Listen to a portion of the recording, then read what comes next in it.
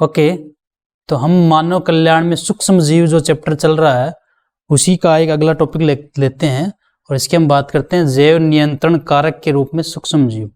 देखो, जैव नियंत्रण कारक के रूप में सूक्ष्म जीवों का उपयोग किया जाता है और ये एक प्रकार से ऑर्गेनिक कृषि हो गई। कैसी कृषि हो गई? यानी हम बहुत सारे पेस्टिसाइड्स का उपयोग करते हैं, जो रासायनिक होते हैं, इनका कीटनाशक के रूप में, पीड़कनाशक के रूप में इनका प्रयोग किया जाता है।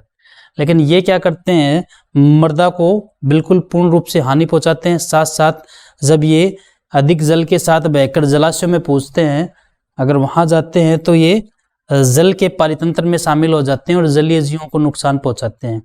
तो वैज्ञानिक विधि की तरीके से देखा जाए तो इनका एक अच्छा समाधान है कि हम इनकी जगह उन जीवों या उन सूक्ष्म जीवों का प्रयोग किया जाए जो केवल एक लक्ष्य टारगेट पर ही, एक लक्ष्य पर ही अपना ध्यान रखें, बाकी जीवों को नुकसान नहीं पहुंचाए। जैसे हमने ये पढ़ा था कि बीटी कॉटन की अगर बात की जाए तो बैसिलस thuringiensis जो होता है वो कीट प्रतिरोधी होता है और वो जो पीड़क जो कीट होता है उसकी लार्वा, उसके जो आंत है उसको जाके क्रॉप को भेज देता है, जिसके कारण उसकी मृत्यु हो जाती है, उसमें निकलने वाला क्राइजीन। तो एक तरीके से देखा जाए तो ये जैव नियंत्रण हो गया कि जीव के द्वारा ही जो कृषि हमारी खराब हो रही है उसको नियंत्रित किया गया सिर्फ जीव के द्वारा ही। यानी यहाँ पर उस कीट को मारने के लिए किसी प्रकार की पेस्टिसाइड्स वगैरह का उपयोग नहीं किया गया, कोई पेस्टिसाइड्स नहीं डाली गई, कोई कीटनाशक नहीं डाला गया, सिर्फ बैसिलस thuringiensis का प्रयोग किया गया। और बैसिलस thuringiensis जो है वो एक प्रकार का सूक्ष्म जीव है। तो इस प्रकार से हम समझ सकते हैं कि जैव नियंत्रण कारक के रूप में सूक्ष्म जीव हमारे पास किस प्रकार हमारी मदद करते हैं, कृषि क्षेत्र को, कृषि उत्पादों को किस प्रकार से बढ़ावा देते हैं। पादप रोगों तथा पीड़कों के नियंत्रण के लिए जैव वैज्ञानिक विधि का प्रयोग ही जैव नियंत्रण है। ठीक है भैया।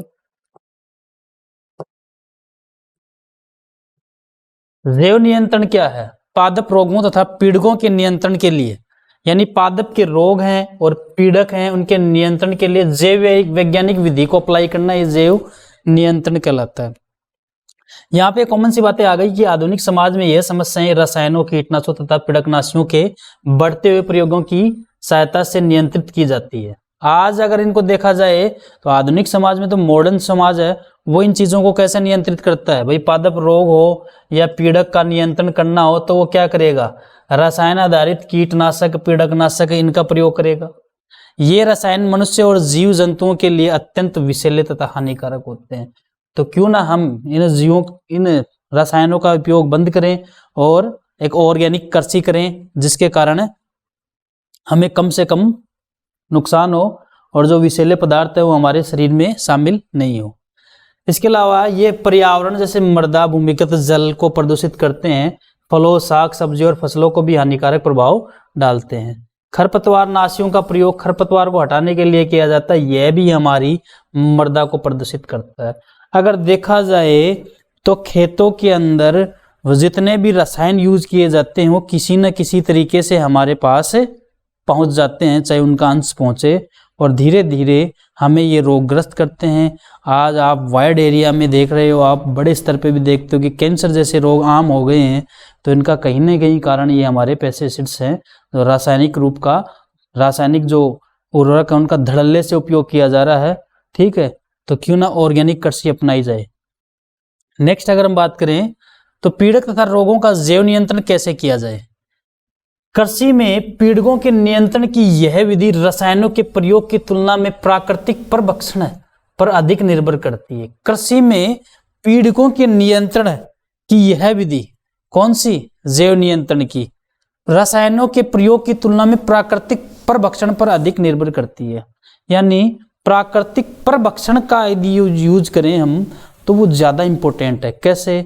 जैसे मान लो हमने बताया बैसिलस thuringiensis है, वो कीट को खाएगा तो खाएगा ही, वो किसी को खाने के लिए, जैसे बैसिलस thuringiensis है, उसका जो क्राई प्रोटीन है वो सिर्फ किसको नुकसान पहुंचा रहा है? उस कीट को नुकसान पहुंचा रहा है।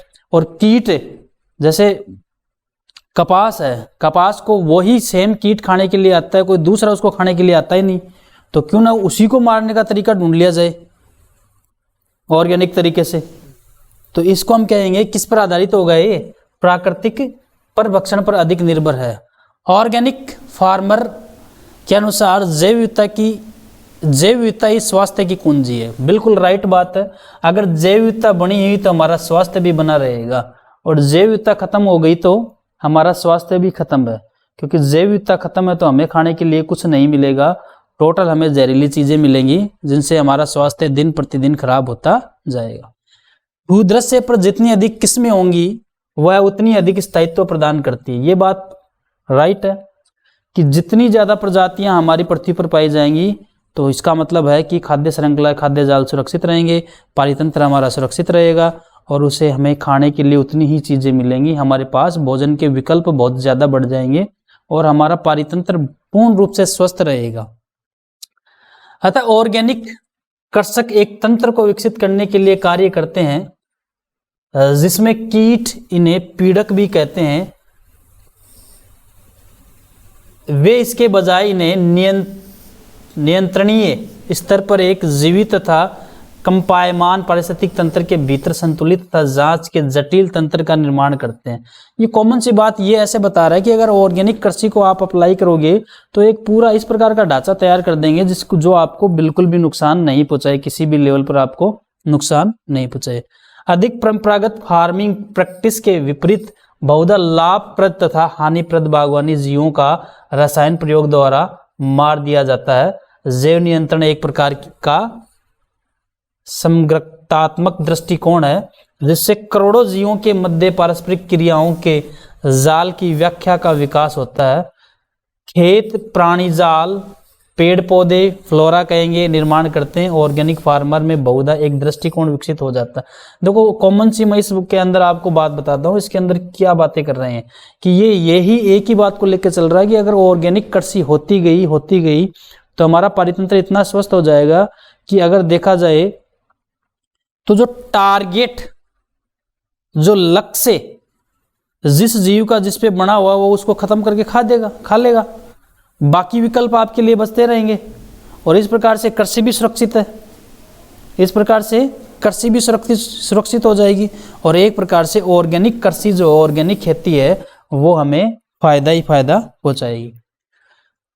उदाहरण के लिए जीवों का उन्मूलन, जिन्हें बहुधा पीड़क कहा गया है, उनका उन्मूलन केवल असंभव नहीं बल्कि अवांछनीय भी है। ठीक है, इनके बिना लाभप्रद परभक्षी तथा परजीवी कीट जीवित नहीं रह पाएंगे।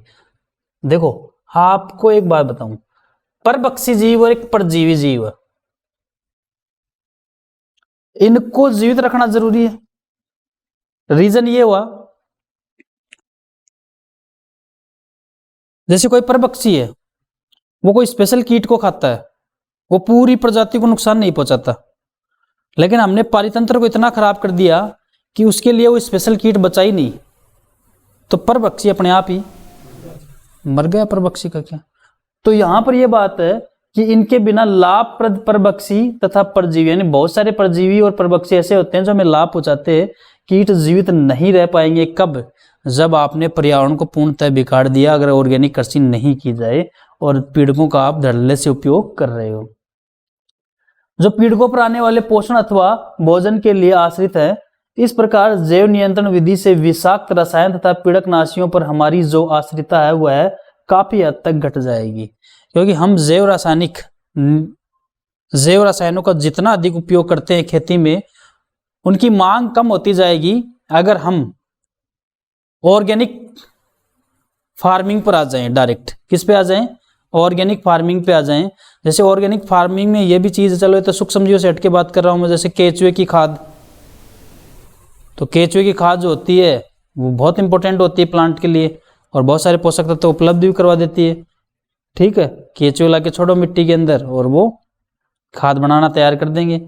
गोबर खाद है, हरी खाद है, तो ये किसी को नुकसान पहुंचा कर बाद में नहीं बनाई गई। ये एक तरीके का ऐसा वेस्ट था जिसको हमने यूज किया और उससे हमें काफ़ी फायदा हुआ। तो इस प्रकार से हमारे पास बहुत सारे ऑप्शन हैं जिनसे हम जैविक खेती कर सकते हैं, और वो खेती जो रहेगी वो हमारी पीड़क और रसायनों पर आधारित नहीं रहेगी। ठीक है। जीव विज्ञानी फार्मिंग के प्रस्ताव का महत्वपूर्ण भाग विभिन्न जीवन के रूपों से परिचित होता है। उदाहरण के लिए खेतों को परभक्षी तथा पीड़कों द्वारा उनके जीवन चक्र, आहार ग्रहण करने की विधि तथा वास स्थल के रूप में पसंद किया जाता है। भाई आप यदि किसी परभक्षी, आप यदि किसी कीट को मारना चाहते हो और वो भी जैविक तरीके से, तो आप जो परभक्षी ढूंढ रहे हो तो उस परभक्षी के बारे में आपको सब कुछ पता होना चाहिए। क्या कि वो खाता कैसे है, उसका जीवन चक्र कितना है, वो कितने टाइम में बाहर निकलता है, कौन से टाइम में वो नहीं निकलता है, ये सब कुछ आपको पता रहेगा तो आप आसानी से उस पीड़क को उस परभक्षी के जरिए मरवा सकते हो, जिससे उसका आपका कोई नुकसान नहीं होगा। इस जाना पहचाना भृंग बीटल, ठीक है, जिन पर लाल तथा काली धारियां पाई जाती है तथा व्याध पतंग, ड्रैगन फ्लाई क्रमशः एफिडो और मच्छरों से छुटकारा दिलवाने में अत्यंत ही लाभप्रद है। देखो कुछ बीटल हैं, कुछ ड्रैगन फ्लाई है जो एफिड, जो रोग उत्पन्न करते हैं पादपों में और मच्छर को मार देते हैं। तो हमें क्या जरूरत पड़ी है कि हम मच्छरों को मारने के लिए कुछ रसायन छिड़के, वहां पर एफिडो को मारने के लिए रसायन छिड़के। आप एफिड्स को मारने के लिए रसायन तो छिड़क रहे हो, और जो एफिड जिस प्लांट पे बैठा आपने उस पर छिड़क दिया, अब वो तो मर गया, लेकिन वो रसायन कौन अब्जॉर्व कर लेता है? सारा वो पादप अब्जॉर्व कर लेता है, और वो पादप रसायन को किस में मिला देता है?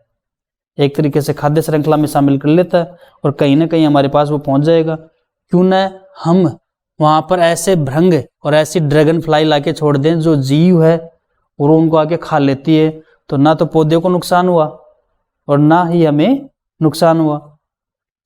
ठीक है। इसके अलावा बेसिलस थुरिंजियसिस के बारे में आपने जान लिया है, पहले भी मैंने बता दिया था। बेसिलस थुरिंजियसिस क्या करता है भाई? क्या करता है, जैसे कोई प्लांट है और इस पर वो कीट इसको खाने के लिए आ रहा है, और पता चला बेसिलस थुरिंजियसिस का जो कराई प्रोटीन होता है ये इसको मार सकता है, तो क्यों न बायोटेक्नोलॉजी के जरिए ये बेसिलस थुरिंजियसिस का जीन इस प्लांट में डाल दिया जाए। इस प्लांट में यदि वो बेसिलस थुरिंजियसिस का जीन डाल दिया गया तो खुद ब खुद वो मर जाएगा। ठीक है। इस प्रकार के आपको अनेक उदाहरण मिल सकते हैं, जैसे बीटी कॉटन का आपको नाम दे रखा है, और ये भी दे रखा है कि इसकी जानकारी आपको अध्याय 12 में मिलेगी। जैव नियंत्रण के तहत कवक ट्राइकोडर्मा का उपयोग पादप रोगों के उपचार में किया जाता है। आपको ये एग्जाम्पल और याद रखना है, जैसे ट्राइकोडर्मा एक कवक है, लेकिन इसका उपयोग किस में किया जा रहा है? पादप रोगों के उपचार में। ट्राइकोडर्मा प्रजाति एक मुक्त जीवित कवक है जो मूल पारिस्थितिक तंत्र में सामान्य रूप से पाया जाता है। यह बहुत से पादप रोगजनकों के प्रभावशाली जैव नियंत्रण का कारक है। ट्राइकोडर्मा एक ऐसी कवक है जो पादपों में होने वाले जो रोगजनक है उनको खाकर खत्म कर देता है, लेकिन पादप को नुकसान नहीं पहुंचाता है। तो हो गया जैव नियंत्रण। हम यही तो पढ़ रहे हैं कि जैव नियंत्रण क्या है। बेक्यूलो वायरेसिस ऐसे रोगजनक है जो कीटों तथा संधिपादों पर हमला करते हैं, यानी आर्थ्रोपोडा संघ पर। ठीक है। यानी अधिकांश बेक्यूलो वायरेसिस जो जैव वैज्ञानिक नियंत्रण कारकों की तरह से यूज किए जाते हैं, न्यूक्लियोपॉलीडिहाइड्रोसिस वायरस जीन्स के अंतर्गत आते हैं। देखो बेक्यूलो वायरोसिस, इनके अंदर जो जीन पाया जाता है उसका नाम दे रखा है न्यूक्लियोपॉलीहाइड्रोसिस वायरस। और ये क्या करते हैं, बहुत सारे रोगजनक हैं, उन ऐसे मतलब रोगजनक हैं जो बहुत सारे कीट और संधिपाद, जैसे आर्थ्रोपोडा में जैसे मैं आपको बात करूं, वो टिड्डी दल आता है, आर्थ्रोपोडा संघ का ही है। कौन से संघ का है? और आप देखो एक बार यदि वो सारा दल खेत पे बैठ गया तो मात्र आधे घंटे में भी नहीं लगाएगा वो साफ करने में, और साफ करके निकल जाएगा वहां से, टिड्डी दल जब आता है तब। तो अगर वहां पर बेक्यूलोवायरोसिस ऐसे रोगजनक पहले से डाल दिए जाएं, जो ये क्या करेंगे, इन आर्थ्रोपोडा पर इतना ज्यादा हमला कर देंगे, ये एक रोगजनक है। और ये अपना प्रभाव कहाँ दिखाते हैं? प्लांट में नहीं दिखा रहे। समझ में आ रही है बात? ये अपना प्रभाव कहाँ दिखा रहे हैं? कीट में और आर्थ्रोपोडा संघ के प्राणियों में। कहाँ दिखा रहे हैं? अगर हम इसको प्लांट पे ले जाके छोड़ दें तो प्लांट सेफ है, लेकिन अगर इस पे कीट आके बैठ गया तो कीट सेफ नहीं है। क्योंकि कीट किसको नुकसान पहुंचाने के लिए आ रहा है? पौधे को नुकसान पहुंचाने के लिए। लेकिन ये बैक्यूलोवायरोसिस जो है वो कीट को खुद ही मार देगा।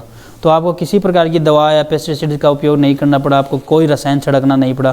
तो मेरे ख्याल से बात आपको ठीक ठीक समझ में आ गई है कि हम जैव नियंत्रण के रूप में सूक्ष्म जीवों का उपयोग कैसे करेंगे। यानी हम ये जो पीड़कनाशी, कवकनाशी, जितने भी रसायन हैं उनका उपयोग कम करें, बाकी ऐसे सूक्ष्म जीवों का उपयोग करें जो फसल को खत्म करने वाले पीड़कों या कवकों जो भी है उनको नष्ट करते जाएं, तो हमारा आधे से ज्यादा काम तो होगा एक तरीके से देखा जाए तो। ठीक है, स्वास्थ्य अच्छा रहेगा। खाद्य श्रृंखला और खाद्य जाल में हमारे रसायन शामिल नहीं होंगे। जैसे आपने जैव आवर्धन पढ़ा, अगर डीडीटी की थोड़ी सी मात्रा बॉडी में चली जाती है तो कभी डिग्रेड नहीं होती है और धीरे धीरे कैंसर का कारण ले लेती है। अगर पक्षी के पेट में चला गया तो पक्षी के अंडे हैं वो कमज़ोर हो जाएंगे और वक्त से पहले टूट जाएंगे। इसे पक्षियों की प्रजाति कम हो जाती है। पक्षियों की प्रजाति कम हो जाएगी तो परागण की क्रिया रुक जाएगी। परागण की क्रिया रुक जाएगी तो पैदावार अपने आप ही कम हो जाएगी। फिर खाने के लिए हमें कम मिलेगा, खाने के लिए हमें कम मिलेगा तो हम किसी दूसरे विकल्प पर जाएंगे और दूसरे विकल्प पे जाते हैं तो आए दिन हम नए नए रोग लेके आते हैं। यानी बेस्ट जो फूड होता है वो अगर देखा जाए तो वो हमारी फसलों से प्राप्त होता है। और दूसरा एक ऑप्शन होता है कि मांसाहारी जीव, तो अगर खाद्य श्रृंखला नष्ट हो रही है तो मांसाहारी जीव भी नष्ट हो जाएंगे। क्यों? क्योंकि अगर आपने खेतों को सही प्रकार से ग्रोथ नहीं करवाई, फसलों की सही प्रकार से प्रोडक्शन नहीं हुआ तो शाकाहारी जीव भी कम हो जाएंगे और शाकाहारी कम हो गए तो मांसाहारी भी कम हो जाएंगे। एक तरीके से देखा जाए तो इनडायरेक्टली इफेक्ट सब पर पड़ेगा। डायरेक्टली मैं नहीं कह सकता लेकिन अप्रत्यक्ष रूप से सब पर फर्क पड़ता है। यह एक विषाणु प्रजाति विशेष सक्रिय स्पेक्ट्रम कीटनाशी उपचारों के लिए अति उत्तम माने गए हैं। ऐसा प्रदर्शित किया जा चुका है कि इनका पादपों, स्तनधारियों, पक्षियों, मछलियों अथवा यहाँ तक कि लक्ष्यविहीन कीट पर किसी प्रकार का हानिकारक प्रभाव नहीं पड़ता है। यानी ये बैक्यूलोवायरोसिस जो है इसका ना तो पादप पर प्रभाव पड़ता है, ना स्तनधारी पर, ना किसी पक्षी पर, ना मछली पर और ना ऐसे कीट पर जिसको ये खाता ही नहीं है। मतलब कीट भी लक्ष्य होना चाहिए और ऐसा कीट जो कभी फसल पे आता ही नहीं है उसको ये मारेगा ही नहीं। ये किसको मारेगा? फसल पे आ रहा है उसको मार रहा है। इस प्रकार का हानिकारक प्रभाव नहीं पड़ता है। ये विशेषकर तभी वांछनीय है जब लाभप्रद कीटों तथा संरक्षण किया जाए ताकि समाकलित पीड़क प्रबंधन कार्यक्रम की सहायता हो सके।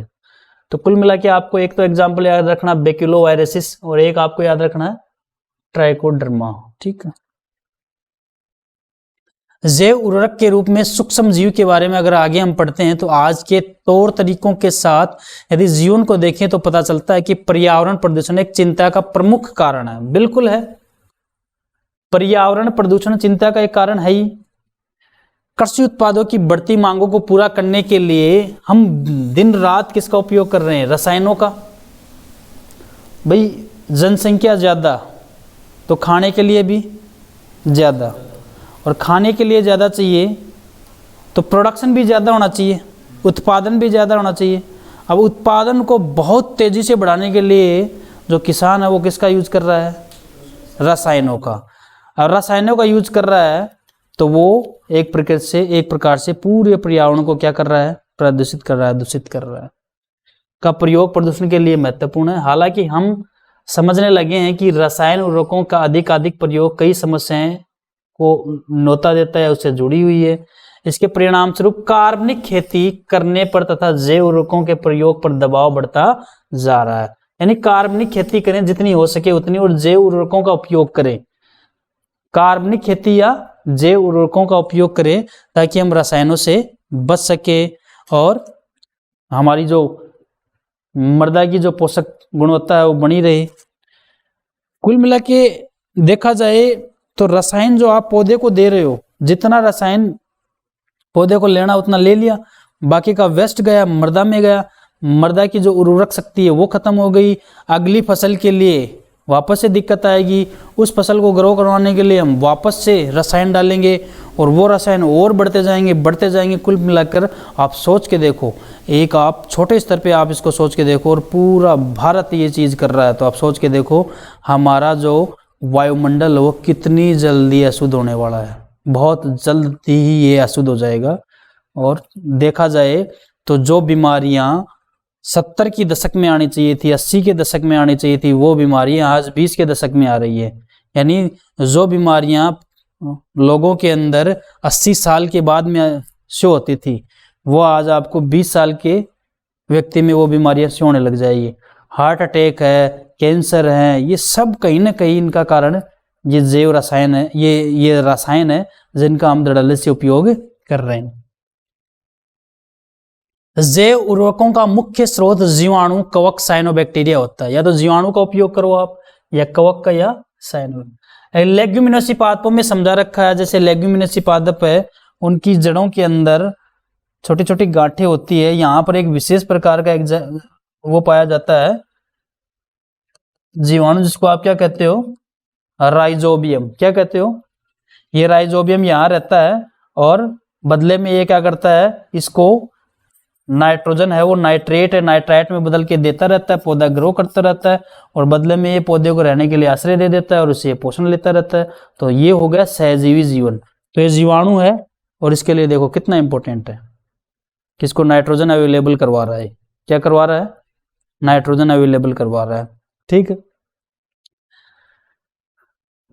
पादपों की जड़ों पर स्थित ग्रंथियों के बारे में आपने अध्ययन किया होगा। इन ग्रंथियों का निर्माण राइजोबियम के सहजीवी संबंध द्वारा होता है। यह जीवाणु वायुमंडलीय नाइट्रोजन का स्थिरीकरण कर कार्बनिक रूप में परिवर्तित कर देते हैं। पादप इसका प्रयोग पोषकों के रूप में करते हैं। अन्य जीवाणु जैसे बहुत सारे हैं, एजोस्पाइरिलम, एजोबैक्टर, मृदा में मुक्त अवस्था में रहते हैं। ये तो रह गए सहजीवी में, ये इसके अलावा रह ही नहीं सकता लेग्यूमिनेसी पादप के।